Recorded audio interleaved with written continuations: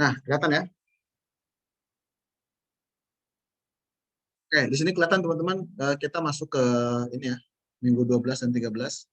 Ini substantif test untuk audit siklus penerimaan. Lihat di sini udah asersi-asersi seperti ini. Nah, sebenarnya kan untuk penerimaan, menurut saya nih ya, ini judulnya aja kelihatannya kayak teknis gitu, substantif test. Lalu ada asersi segala macam. Sebenarnya itu udah kita lakuin di sebelum tes, teman-teman. Saya coba bahas sedikit ya. Nah, contoh, asersi cut off. Cut off itu kan teman-teman udah sempat kita bahas juga ya. Misalnya, kemarin juga kayaknya soal UTS ada tuh. Pokoknya laporan ini cuma boleh di atas transaksi yang terjadi di tahun 2019. Nah, kita lihat apakah ada transaksi yang di luar 2019. Itu kan di soal UTS ada kalau nggak salah. Tinggal cari tahunnya yang di luar 2019. Nah, luar itulah yang jadi anomalinya atau yang kita exclude atau kita singkirkan gitu ya. Yang Itu di UTS contohnya. juga ada yang per semesteran gitu Pak, ya itu bingung ngerjainnya Pak yang itu saya Pak, yang per Oh, semester atau per triwulan, padahal datanya 1 tahun lebih gitu. Nah itu saya bingung cut off-nya, rumusnya di Excel gimana gitu Pak. oke, nanti coba kita iseng-iseng lah ya kalau ada waktu. Karena perkiraan saya ini materi slide-nya pun nggak begitu ini ya, nggak begitu improve pengetahuan teman-teman saya rasa ya. Karena ini cuma pengetahuan umum aja dan mungkin bukan hal yang baru bagi teman-teman semua karena ada diajarin di SIA. Prakteknya saya coba itu ada 2 dari Dosko, nanti mungkin dicoba aja. Kayaknya sih nggak terlalu lama. Setelah itu minggu depan masih sama kan materinya kayak ginian. Nah, saya nggak tahu. Nanti mungkin di minggu depan kita lebih improve, teman-teman. Mungkin kita akan coba colek-colek SQL-nya lagi supaya makin mantap gitu ya. Sedikit-sedikit juga mungkin nanti kalau ada waktu kita bisa bahas soal UTS misalnya. Kasih kepikiran kita coba aja latihan-latihan yang di sebelum UTS yang pakai Excel tuh kita coba pakai SQL misalnya. Itu opsi-opsi yang sudah saya pikirkan untuk kita pelajari di minggu depan. Gitu ya. Itu nanti ada penyesuaian ya, seperti tabelnya. Kalau di Excel kemarin kan beberapa tabel ada di satu sheet, sedangkan kalau di SQL itu kan nggak bisa kayak gitu ya. Oh, satu tabel, satu nama tabel. Nanti harus dipisah-pisahkan dulu. Nanti mungkin seperti apa memindahkan data di Excel itu ke SQL-nya. Nah, itu mungkin minggu depan saya akan coba pelajari. Saya akan coba siapkan. Oke, ini mungkin saya review lagi teman-teman ya. Substantive test, assertion, existence, occurrence, completeness, accuracy, sama cut off. Nanti kita bahas sedikit.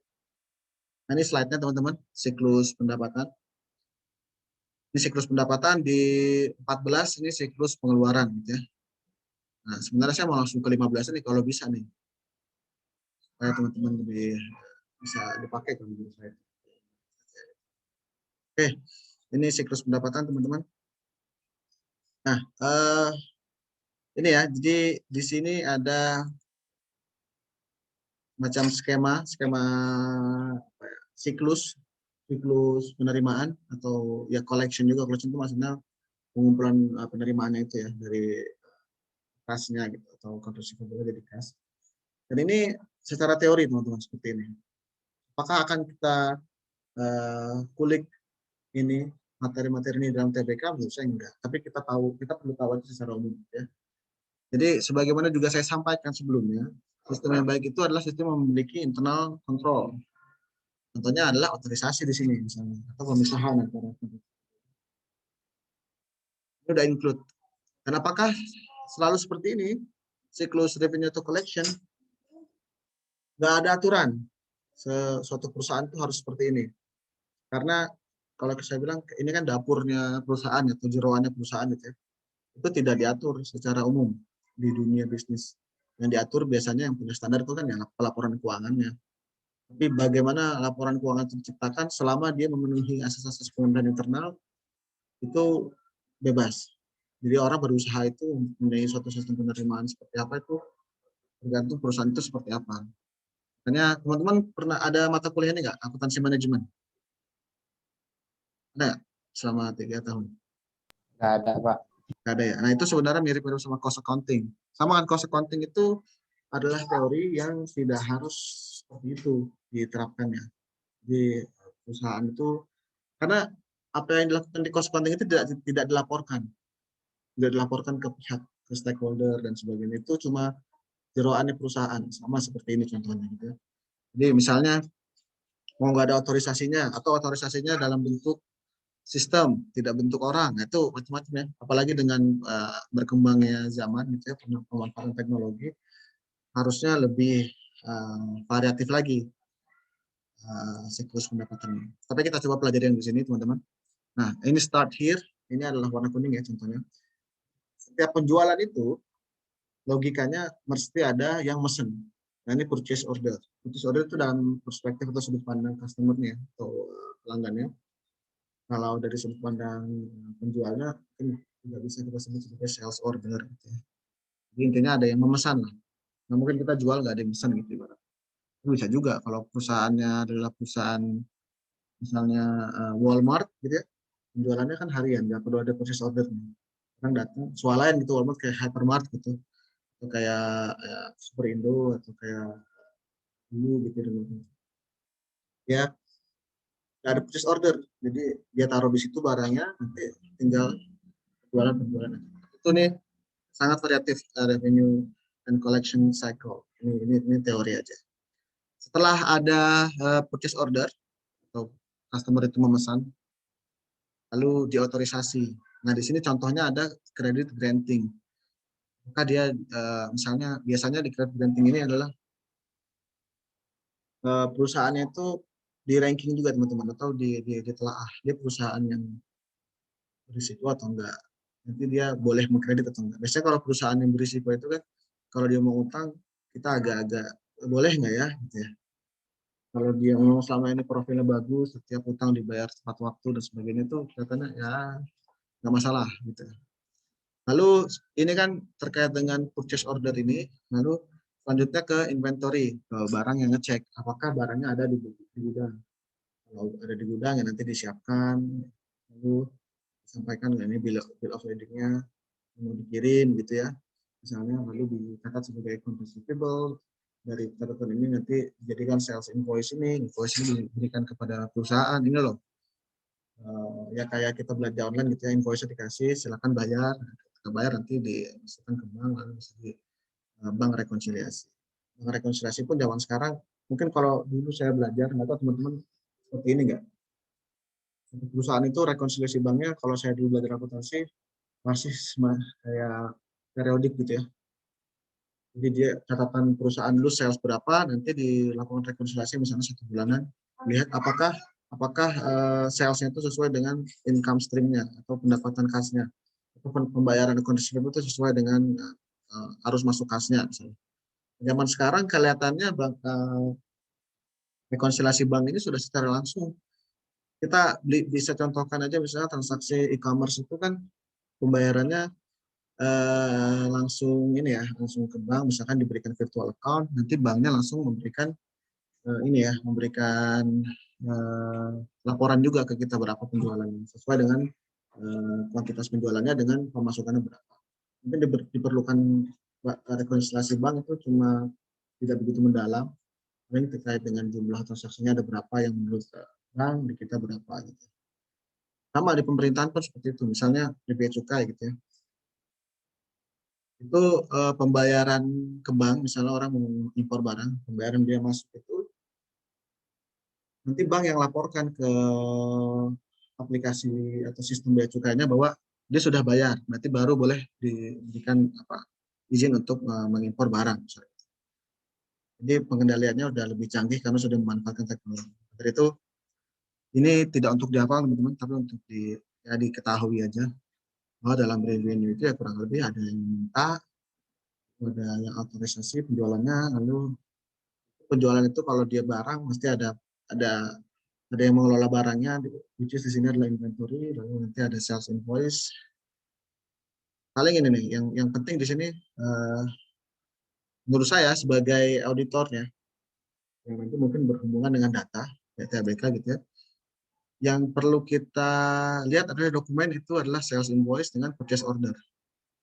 Payment dan bank receivable mungkin boleh juga, cuma zaman sekarang kelihatannya pengendalian ini sudah cukup baik. Tapi ini nih, purchase order dan sales invoice.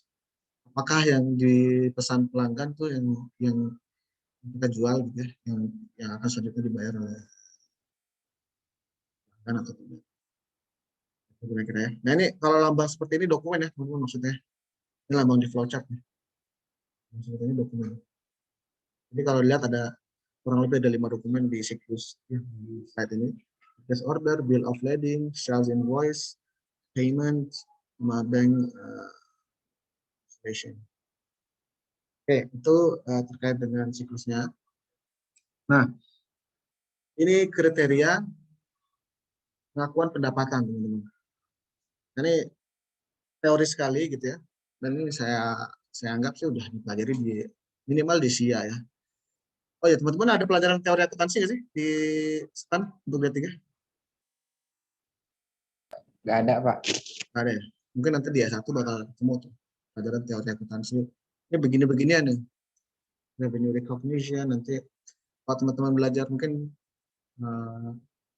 nggak tahu ya di intermediate atau di advance atau di principal. Itu kan belajar tentang framework ya, framework laporan keuangan. Itu bahasan nanti di teori akuntansi itu. Kayak dengan laporan seperti Oh, sudah itu Pak, waktu prinsipal Pak, Ya, pengantar itu, Pak. Cuman itu di awal aja itu ya, di depan buku, di halaman-halaman awal framework itu ya. iya, secara singkat tapi Pak. Nah, ya itu kurang lebih teori akuntansi nanti membedah itu teman-teman. Tahu ya, saya juga agak bingung tuh waktu S1 saya belajar teori akuntansi saya juga. Nah ini mah udah belajar ya untuk prinsipal. Ternyata pendidikannya teori sekali teman-teman. Dan apa ya, salah juga menyepelekan gitu ya. Misalnya dikasih kasus-kasus gitu, kalau misalkan ini seperti ini berdasarkan misalnya PSAK sekian itu seperti apa gitu lah. Ini teori lah itu. Nah ini contoh teorinya terkait dengan pengakuan pendapatan. Ini ada kriterianya, saya nggak tahu harus 4-4-nya atau salah satu boleh atau ya ini ya, persuasive evidence of an arrangement exists. Ini maksudnya ada, gampangnya nih ada inilah, ada purchase order lah gitu ya. Bisa dibuktikan ya, maksudnya penjualan itu berdasarkan sesuatu persetujuan atau pesanan dari customer. Ini saya mengartikan seperti itu ya. Persuasive evidence of an arrangement exists, ada, nanti dokumennya ada nggak. Delivery has occurred or services have been rendered. Jadi kalau dia perusahaan dagang, ya barangnya harus sudah terkirim gitu ya. Kalau di sini ada bill of lading ini nih. Barangnya sudah terkirim, atau kalau dia perusahaan jasa, ya jasanya sudah dilakukan, sudah diselesaikan. Nah, itu kriteria lain terkait dengan pengakuan pendapatan. Ini kayaknya semuanya ya harus dipenuhi. The seller's price to buyer is fixed or determinable. Nah ini jadi mungkin di sini sales invoice sama purchase order. Mungkin di sini jadi harganya itu ketika penjualan itu untuk perusahaan tertentu mestinya setiap pembeli untuk barang yang sama itu harganya sama gitu ya. Kalau teman-teman jualan mogi ke pelanggan A dan pelanggan B mestinya harganya sama. Atau kalau dia ada perjanjian khusus, mungkin aja ya kalau perusahaan besar itu kan mungkin aja tidak menjual dalam satu harga gitu ya. Tergantung kontrak. Misalnya apalagi jasa itu kan hal yang abstrak ya. Teman-teman kalau nanti misalkan di pekerjaan itu mungkin akan mengalami bekerjasama dengan konsultan misalnya. Konsultan itu harganya gimana cara menentukannya coba? Konsultan misalnya bikin pedoman TABK gitu. Itu kan susah menilainya gitu ya. Maka itu harus survei dan segala macam dan harganya kemungkinan tidak sama. Dan si konsultan pun memberikan harga sesuai dengan skop perusahaannya. Misalnya dia mau bantuin perusahaan Kementerian Keuangan. Kementerian Keuangan itu skopnya besar, misalnya risikonya lebih besar, transaksinya banyak, sehingga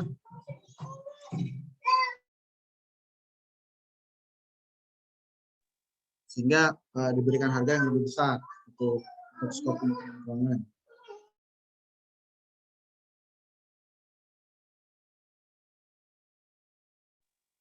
Bentar ya. Nah, kalau misalnya perusahaannya beda, luar Kementerian Keuangan, katakanlah khusus di Elman misalnya, Lembaga Manajemen Aset Negara, itu kan lembaganya nggak begitu besar. Kalau ingin memberikan jasa konsultasi ke lembaga tersebut, tentu harganya berbeda dengan Kementerian Keuangan. Nah, jadi price-nya itu sangat mungkin untuk tidak fix, tapi determinable. Intinya tentu itu ada perjanjiannya, ada konsen dari masing-masing pihak bahwa atau ada kontraknya. Jadi memang harganya sekian. Bisa ditentukan lah. Kenapa kok dia sekian? Karena misalnya skopnya lebih besar, risikonya lebih banyak. Yang keempat ini collectability is reasonably assured. Jadi account receivable-nya itu bisa dilunasi atau piutangnya itu bisa dilunasi secara wajar gitu ya. Maksudnya gini. Kalau misalnya ada perusahaan dia ingin beli barang kita harganya 2 miliar. Tapi ketika dilihat perusahaan tersebut omsetnya hanya 500 juta gitu. Itu kita bisa mungkin berdasarkan judgment kita ini kayaknya dia mau utang 2 miliar dengan omset 500 juta gimana bayar gitu. Itu tidak reasonable untuk kita berikan utang, atau kalau kita berikan utang kita berikan piutang misalnya tidak reasonable untuk dapat di-collect pendapatan piutang 2 miliar tersebut. Misalnya ini contoh kasus yang simpel aja gitu ya. Kenyataannya bisa aja ada kasus seperti itu gitu ya. Perusahaan yang berhutang lebih besar dari omsetnya ada. Tapi collectability is reasonably assured itu ini intinya ya banyaklah kriterianya. Oke, kita lanjut. Nah, financial statement fraud ini teman-teman bisa dibaca aja. Ini tentu tidak sebatas ini aja, namanya fraud itu sesuatu yang fluid, sesuatu yang fleksibel. Dalam arti susah diberikan teori, karena penjahat itu kan, fraud itu kan curang gitu ya, atau korupsi lah diantaranya fraud itu. Orang curang itu kreatif, jadi tidak teoretis gitu ya. Kalau kita tentukan teorinya, kalau korupsi itu begini, nanti ada aja cara-cara fraud yang lain. Misalnya contoh yang paling simpel aja, rapat dengan Zoom gitu, wajib gitu ya. Wajib dulu misalnya, yang penting datang, login aja, nggak nyalain kamera, jadi nggak tahu. Saya misalnya lagi di pantai, apalagi di gunung, yang penting ada Zoom-nya, login gitu ya, nggak nyalain kamera. Jadi nggak ketahuan bahwa saya datang, padahal saya nge-fraud gitu ya, nggak ikutin rapat untuk kerja gitu. Lalu diterapkan lagi sistemnya, udah dipetakan tuh, oh ada orang-orang yang curang seperti itu ya, dia bilangnya mau rapat dengan kerja tapi dia cuma nyalain Zoom doang, terus ikut pasif, dia sambil jalan-jalan keluar kota, kebun binatang gitu. Saat ini mulai saat ini jadikan kebijakan bahwa setiap Zoom itu harus nyala kameranya, jadi kelihatan. Misalnya, oke, nyalain kameranya, fraud yang tadi mungkin secara teori sudah bisa dicegah. Namun ada aja caranya yang lain. Orang bisa curang lagi. Kayak misalkan contoh seperti ini teman-teman. Ini kan ini saya real time ini ya. Kamera saya ya, teman-teman mungkin bisa lihat kamera saya real time. Itu bisa aja saya buat seperti ini.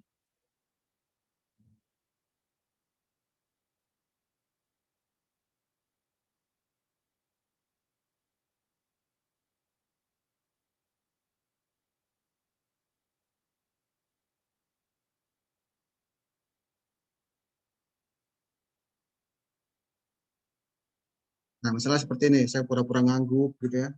Padahal ini foto saya juga, video saya juga. Padahal ini bukan saya nih. Dengan motivasi yang sama gitu ya, saya pura-pura hadir rapat. Padahal saya sambil nyalain video ini gitu ya, hadir rapat, saya lagi di kebun binatang, saya lagi di mall gitu ya. Nah ini contoh bahwa fraud itu sesuatu yang ya bisa dipetakan, namun pada prakteknya sangat luas kemungkinannya. Oke, saya balikin lagi deh.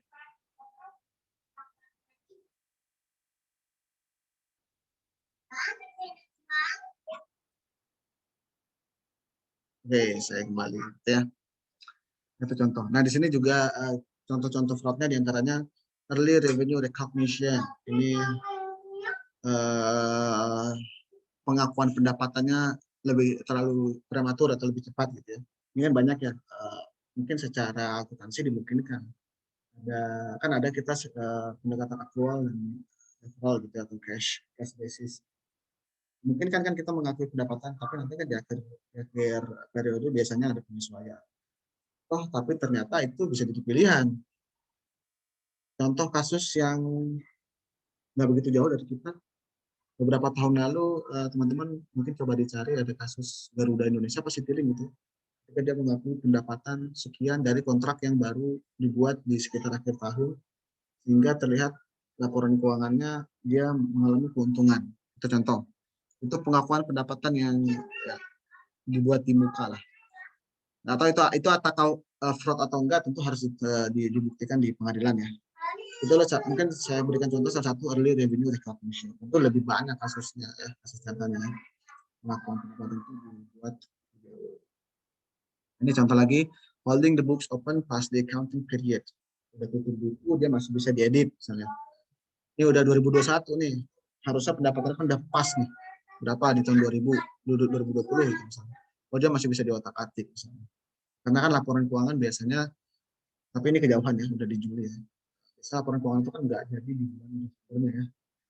Kalau Desember itu tutup buku, laporan keuangan itu bisa jadi dibuat sampai bulan April, sampai bulan Maret gitu ya. Maka dari itu, audit itu lebih, kalau audit laporan keuangan, pusingnya itu ya mulai di Maret, Februari, April gitu ya. Begitu juga misalnya SPT tahunan badan atau perusahaan, itu makanya batasnya itu di bulan April. Nggak kayak perorangan di bulan Maret, karena ada asumsinya bahwa perusahaan itu masih menyusun laporan keuangan, masih harus diaudit sehingga memakan waktu beberapa bulan.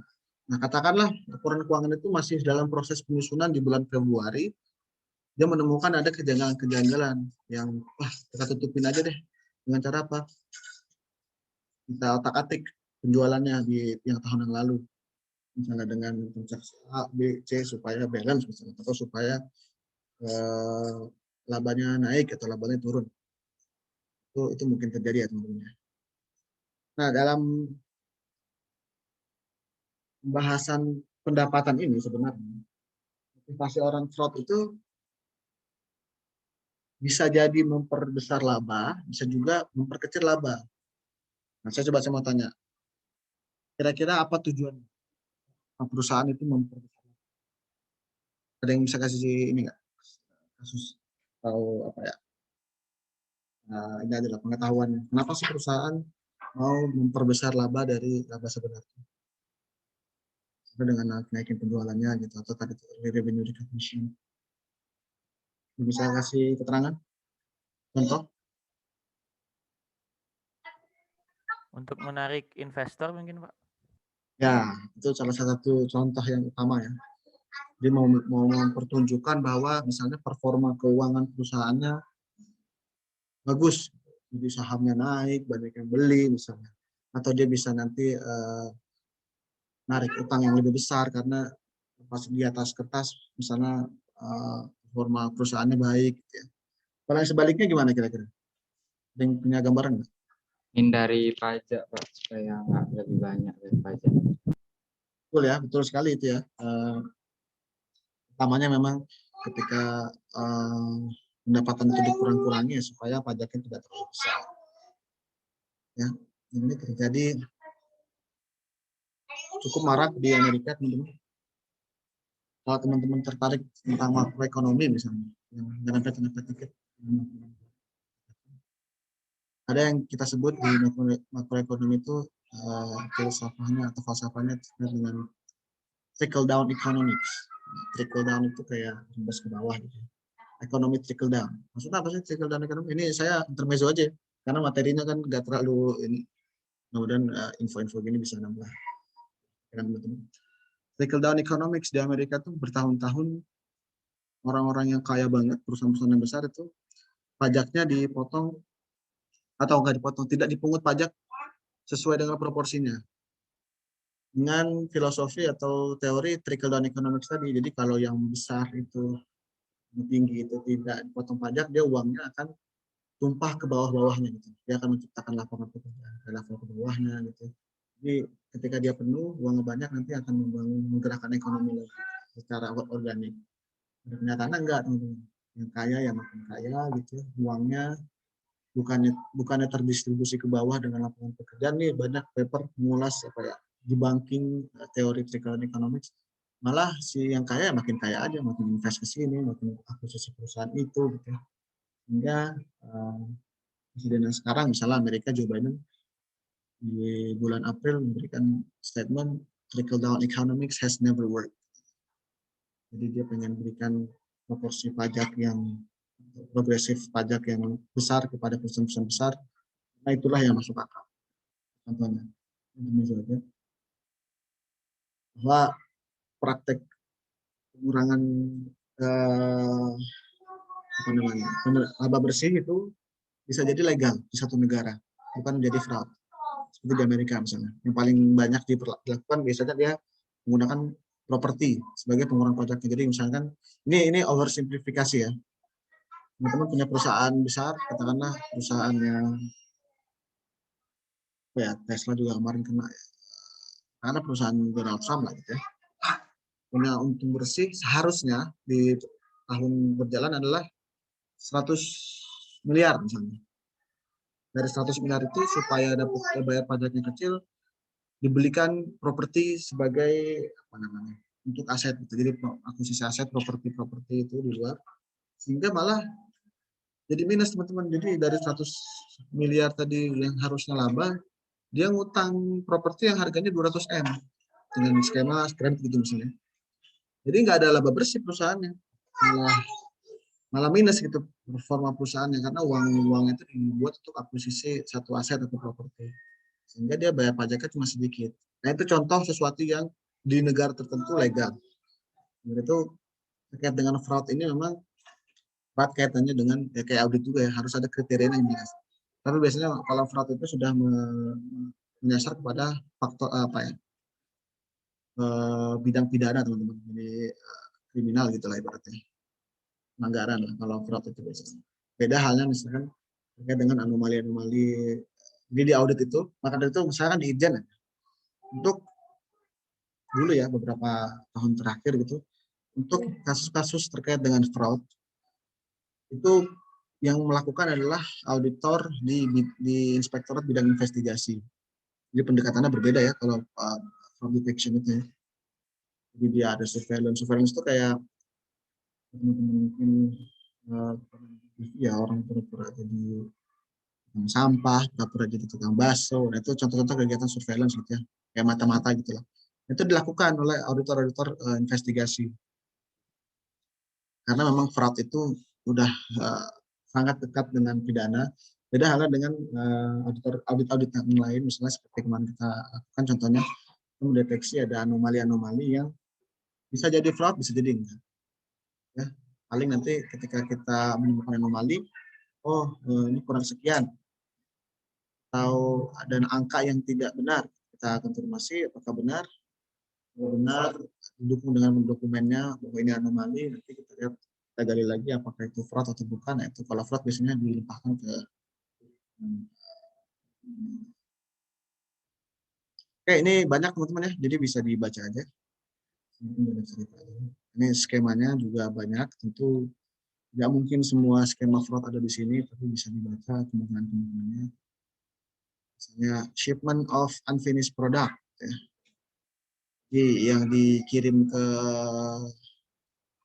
penjualnya barang yang harusnya harganya 100, tapi karena dia pengen dapat revenue gede, dianggap barangnya, jadi barangnya itu 100 karena setengah jadi gitu ya.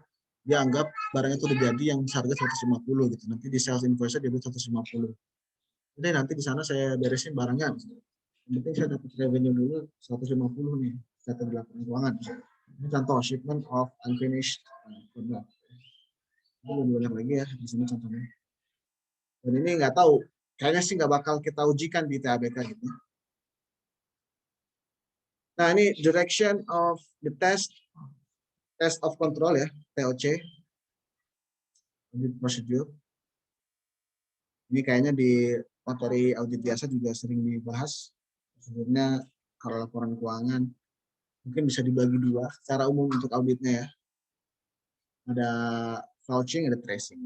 Dari dulu teorinya itu aja, vouching, tracing. Tapi pada kenyataannya nggak semata-mata itu teman-teman ya, audit laporan keuangan itu lebih fleksibel tergantung nanti. Apalagi kita berangkat dari data ya.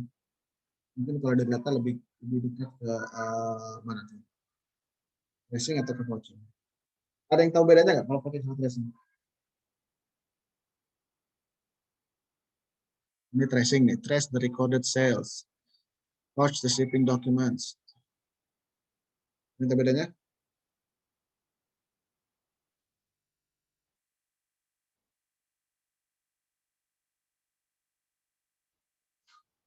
Ya, oke. Gampang sebenarnya untuk bedanya. Tracing itu dari dokumen dilihat apakah ini terrecord ke jurnalnya. Kalau vouching itu kebalikannya. Dari laporan dari datanya, laporan keuangannya atau ya jurnalnya, dilihat apakah ada dokumennya. Ini telusuri kebalik gitu.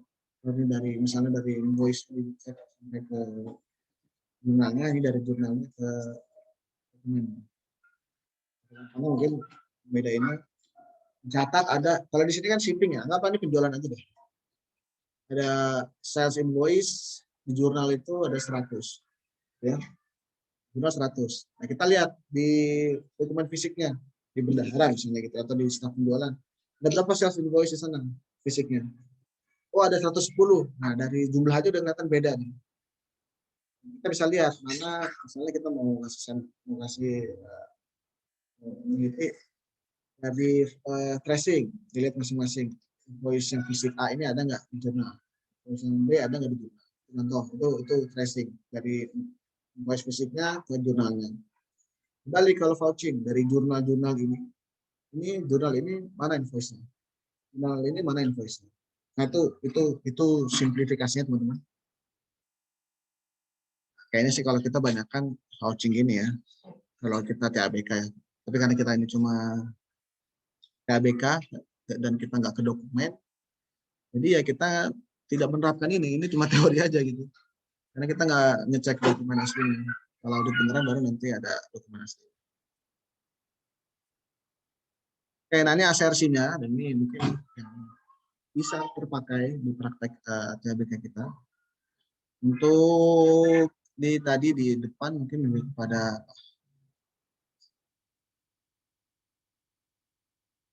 existent, occurrence, completeness, accuracy, cut off ada 5 ya. Di sini ada 6 klasifikasi yang ada di sana. Occurrence itu apa? Ini kalau asersi ini kan banyak ya teman-teman, asersi manajemen itu kan banyak dipelajari gitu. Jadi asersi yang terkait dengan transaksi penjualan itu apa aja? Nah ini kurang lebih ini. Kalau occurrence terjadi nggak penjualannya? Jangan-jangan penjualannya nggak terjadi. Nah kita cek apakah benar-benar terjadi penjualannya. Apa komplit nggak, lengkap nggak penjualannya? Semua penjualan sudah dicatatkan belum? Gitu ya. Contoh otorisasi, nah semua tadi kan ada di sistem yang tadi setiap penjualan itu ada otorisasinya. Di sini ada nggak petugas yang mengotorisasi penjualan tersebut? Akurat atau enggak nilainya? Misalnya kalau kita kemarin udah ngecek-ngecek terkait dengan akurasi di sebelum kayak unit price sama harga sama kuantitinya sama nggak perhitungannya. Lalu kalau udah diskon dihitung lagi bener nggak harga setelah diskonnya. Nah kalau cut off gampang ya terkait dengan periode aja. Classification, all revenue and cash receipt, transaction, and events have been recorded in the proper account. Nah ini cuma benar nggak akunnya itu kalau klasifikasi ya. Ini spesifikasi spesifik sekali dilakukan sih. Apakah misalnya penjualan ini dimasukkan ke akun ini. Oke, untuk materi sampai situ aja teman-teman. Silakan kalau ada pertanyaan.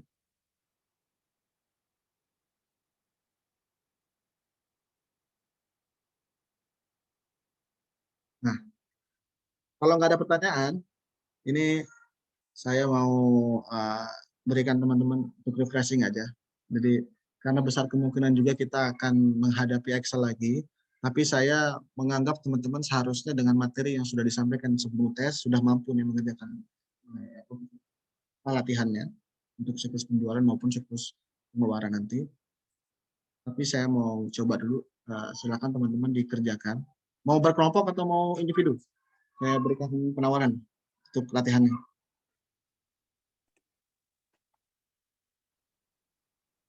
Silakan Mas. Mbak. Kelompok aja, Pak. Kelompok aja. Mau berapa kelompok Mas? Saya sesuai pesanan aja nih. 1 kelompok, Pak. Satu kelompok gak usah saya breakout berarti. Oke, saya bagi Berapa ya, Pak? bagi 4. Bagi 4 ya. Oke, saya bagi 4 kalau nggak ada yang bagi 4.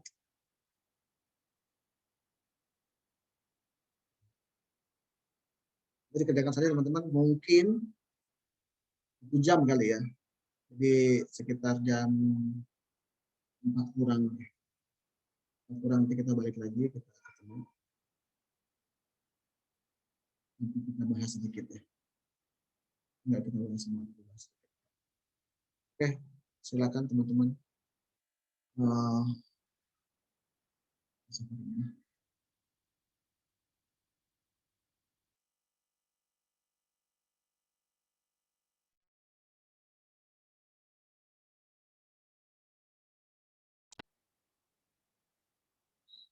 Oke, ya berarti logikanya setelah membaca soal, bayangan saya ada 2 hal yang perlu dibandingkan gitu ya. Tanggal invoice dan tanggal pengiriman barang. Nah, invoice ini adalah nomor delivery ordernya. Nanti dihubungkan dengan ini gitu ya. Bandingkan aja harganya. Bisa di aja kan ya. Mudah-mudahan bisa gitu.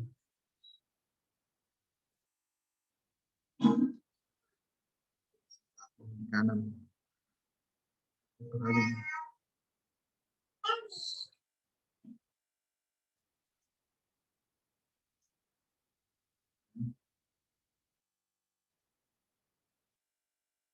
Enaknya Excel gitu, kalau relasional mesti paling kiri key-nya.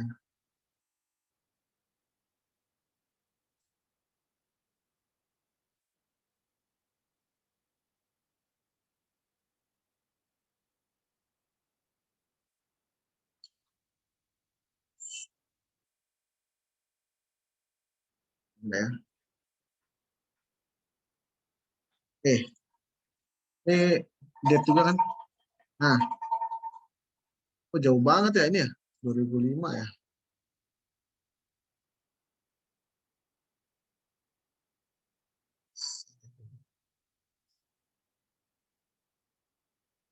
Hmm.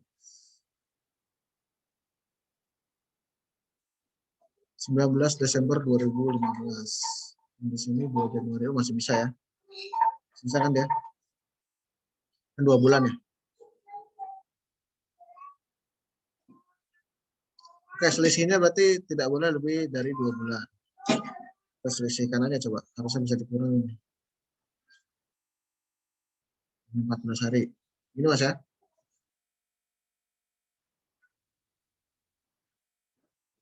Selisihnya harus sehari ini. Coba nih yang satu bener nggak? 21 Juni, ini 20 Juni. Bener ya? Jadi 2 bulan seperti apa? Anggaplah 30 hari gitu ya. Berarti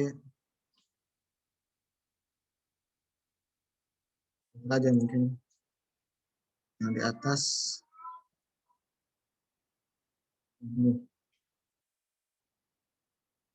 Enggak ada Mas.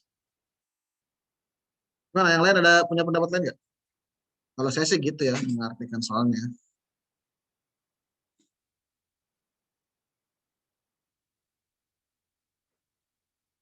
Jadi mengerti?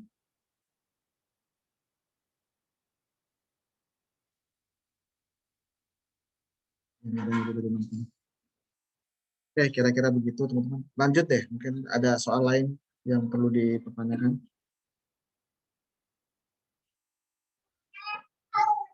Yang aneh soalnya. Atau secara teknis, tadi mungkin ada yang belum selesai, tapi ada masalah nggak dalam pengerjaan soalnya? Ada yang sulit, nggak tahu harus diapain, harus menggunakan apa. Kalau saya lihat sih kelihatannya ini ya bisa lah ya dengan teknis-teknis teknik yang kita pelajari sebelumnya. Atau mungkin saya salah. Silakan teman-teman kalau ada yang punya kendala dalam mengerjakan soal ini, apa kendalanya? Silakan diutarakan. Itu Pak, yang melanggar kuota Pak. Melanggar Itu kuota kuotanya per bulan apa per kuarter Pak? mana? Nomor berapa sih? Yang di daftar pelanggan kan ada kuota 15 juta. Oh, penjualan melanggar kuota ya? Kalau per bulan, nah di saya nggak bisa muncul Pak per bulannya, Pak. Munculnya kuarter terus. Kuota penjualan bulanan ya ini ya? Iya, Oke, saya gimana? bikin report per bulannya nggak bisa. Oke, gimana teman-teman, ada yang punya solusi nggak?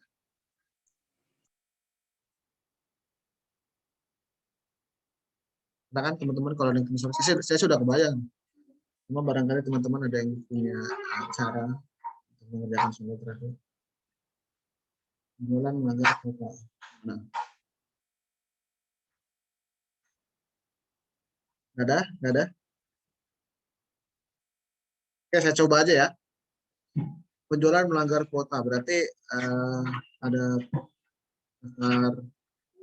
kuotanya kan di pelanggan gitu ya. Berarti pelanggan ini 1 bulan maksimal sekian, pelanggan ini maksimal sekian gitu ya. Berarti harus kita jual itu ada di invoice harusnya. Ini harus kita pisahkan mana yang penjual A dan penjual B gitu ya. Dan bulan mana, bulan 1, 2, 3, dan sebagainya. Di sini ada nggak apa namanya daftar pelanggannya? Nggak ada Pak, di DO adanya Pak. DO ya. Oh di DO udah ada ininya nih, udah ada, berarti dari DO aja ya. Dari kode pelanggan ini kita lihat bulannya, nanti kita lihat apakah kita kebuka apakah melebihi dari. Nah, saya coba gini teman-teman. Keluarin dulu deh bulannya pelan-pelan ya.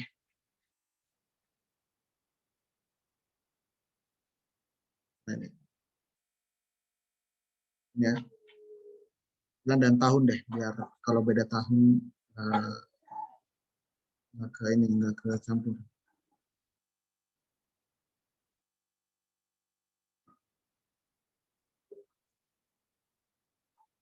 Jadi ini.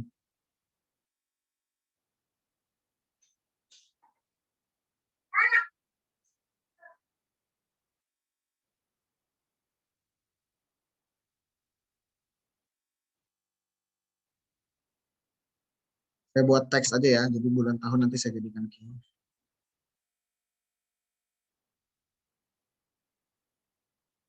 Waduh. Kenapa nih? Text month.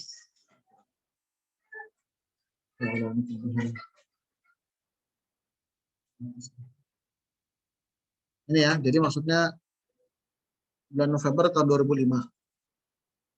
Ini ya, teman-teman ya. Nah, ini masing-masing bulan nanti bisa disatukan dengan perusahaannya. Pelanggan berarti disatukan gini nih, pelanggan ini sama bulan tahunnya ini. Ini jadi satu key sendiri.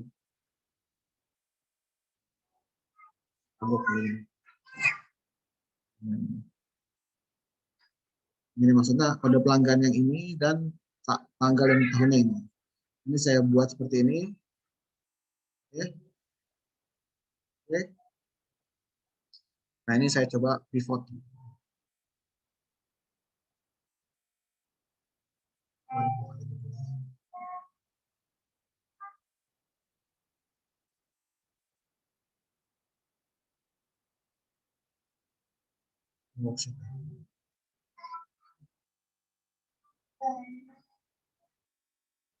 Apa sih tadi yang di total ya?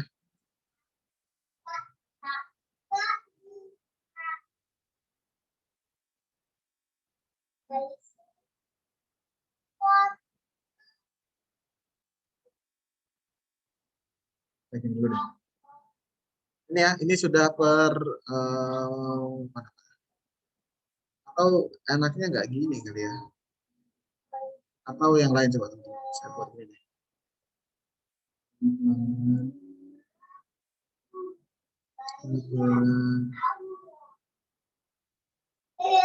ini bisa juga kalau kayak gini ya. Nah, ini sampai sejauh ini ngerti nggak? Maksud apa kalau kayak gini? Ini per bulannya, jadi bulan 1, 2, oh bulan 1, 2006, 2007, 2006, 2007. Harusnya 2007 nggak masuk ya. Kita hapus dulu dari 2007-nya deh.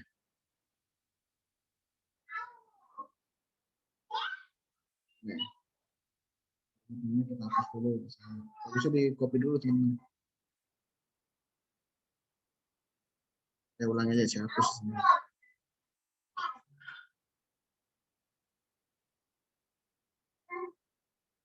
Ini lalu 2007-nya kita nggak masukkan dulu. Oke, saya hapus aja dulu.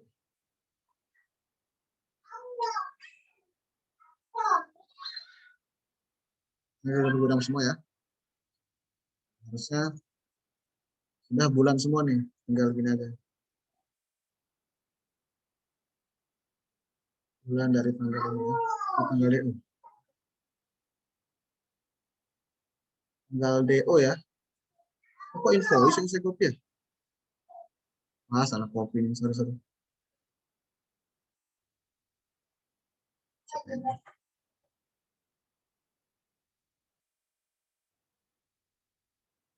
Ini tanggal DO-nya saya filter yang 2000. Oh, 2007 saya hapus ya. Walaupun sebenarnya nggak apa-apa juga sih. Biar kita cek sekalian ya.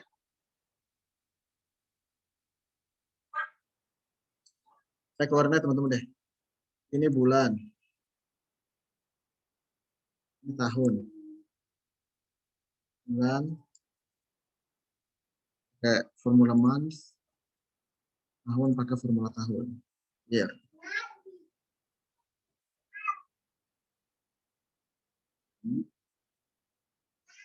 Lalu tinggal di pivot saja. Variable di tempat baru. ID pelanggan di row. Di atasnya bulan. Kalau mau tahun sekalian. Ya, 2015 ada 2, 16 ada 12, 17 ada 4 ya. Nah, lihat berarti di sini total di sini ya. Nah, ini udah masing-masing ya. Nanti kita lihat tinggal masing-masing ini sesuai nggak sama kriterianya dia gitu ya. Mungkin kita buat kriterianya di sini aja. Misalnya di kanan sini. Kuota gitu ya. Apa dengan kuotanya?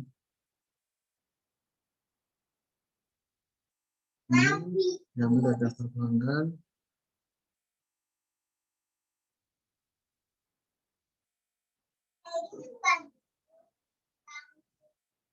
Apa tidak ada ini?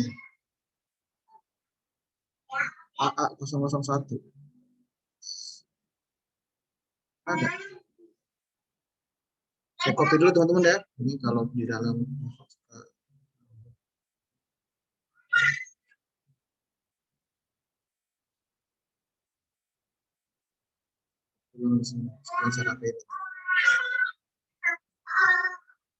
atas yang total nggak usah nih jangan. Aja deh nggak apa-apa.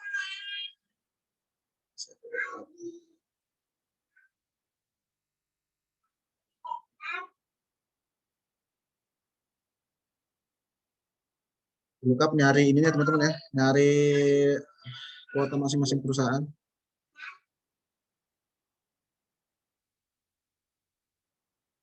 Nah ini ada.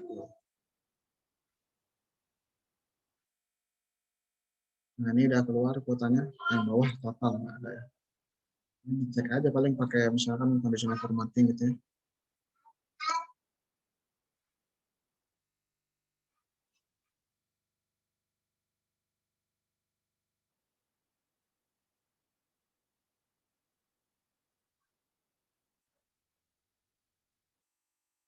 Yang mana?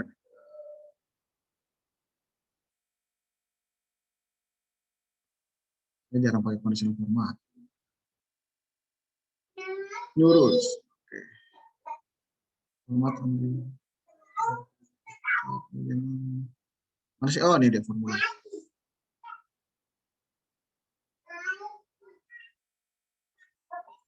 Ini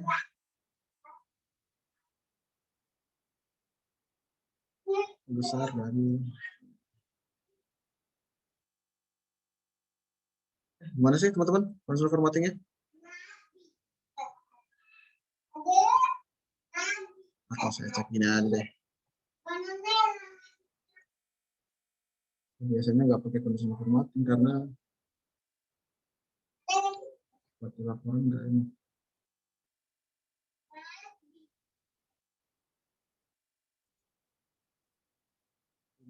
Lebih besar dari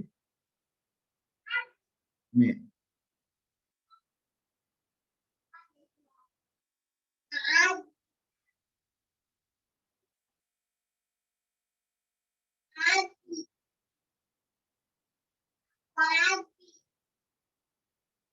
Ini teman-teman. Ya, yang totalnya dihapus aja. Dihapus.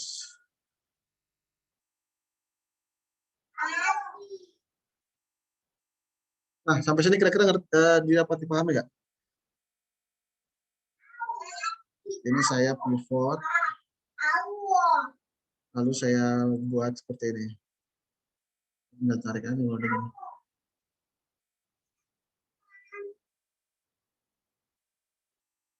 Ya, sampai ke bawah ya. Sebenarnya bisa conditional formatting, cuma saya aja gitu. Nah, ini kalau dia true, berarti dia lebih besar dari ini masing-masing. Kriteria masing-masing.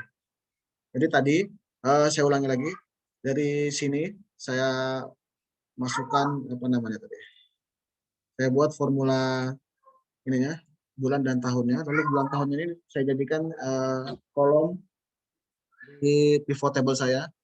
Ini seperti ini, ya. Jadi pelanggan ini bulan November 2005 nggak ada transaksi. Desember ada sekian. Gitu terus sampai 2007 ini. Maka karena pivot ini defaultnya ada total gitu ya. Jadi total pasti nilainya lebih besar dari kuota gitu ya. Ini bisa dihapus saja kalau mau. Terus lalu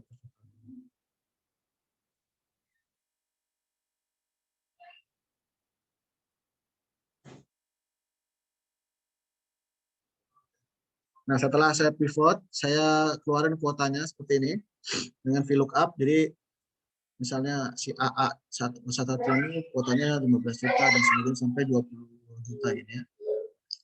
Nah, setelah itu saya cek masing-masingnya apakah ada yang melebihi kuota. Di sini terlihat bahwa nih yang melebihi kuota nih yang true. Contoh ini misalnya CC 003 melebihi kuotanya. Di apa nih? Januari 2006. Kita lihat CC 003 21 juta ya, sedangkan kuotanya adalah 20 juta ya, itu melebihi ya. Yang lain yang true adalah ini misalnya. BB 004 di 2006 bulan Maret dia melebihi kuota ya 15 juta, kuotanya dia adalah 15 juta. Kira-kira gitu. Itu yang saya lakukan seperti itu. Ada pertanyaan?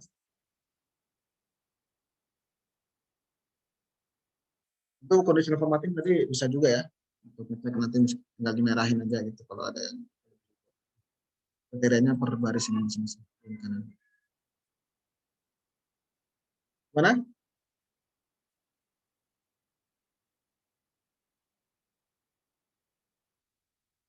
Bisa dipahami? Mudah-mudahan bisa dipahami ya. Paling nggak bisa dilihat lagi rekaman. Silakan kalau ada yang mau bertanya. Mas Haidar tadi udah bertanya, gimana Mas? Bisa dipahami Mas? Bisa Pak, bisa. Oke. Makasih ya Pak. Ya, sama-sama. Oke, terima kasih teman-teman sudah itu ya mengerjakannya. Nanti kalau yang belum selesai silahkan diselesaikan. Jangan lupa ya minta tolong nanti dikirim ke email saya per kelompok aja. Jadi nggak perlu dilampirkan nama dokumen, nama kelompok, nama anggota kelompoknya di salah satu sheet lah, di sheet soal. supaya bisa menambah nilai aktivitas teman-teman.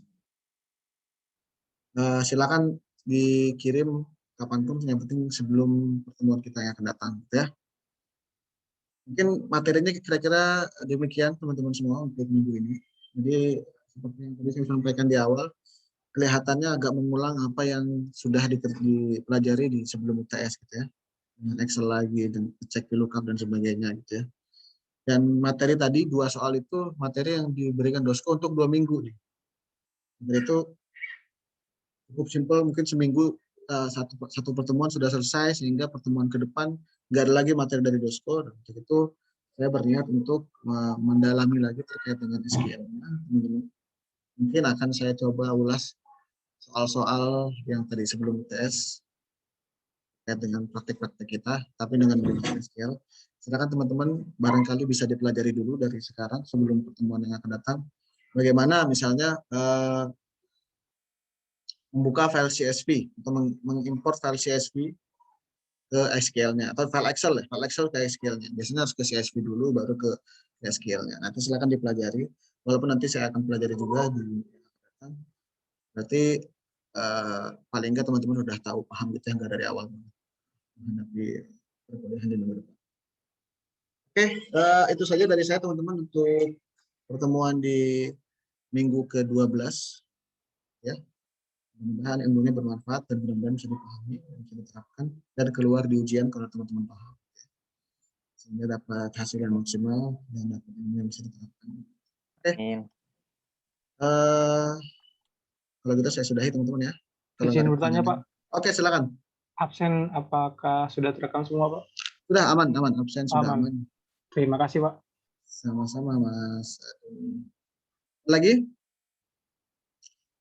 Oke, saya sudahi teman-teman ya. Terima kasih atas partisipasinya. Wassalamualaikum warahmatullahi wabarakatuh.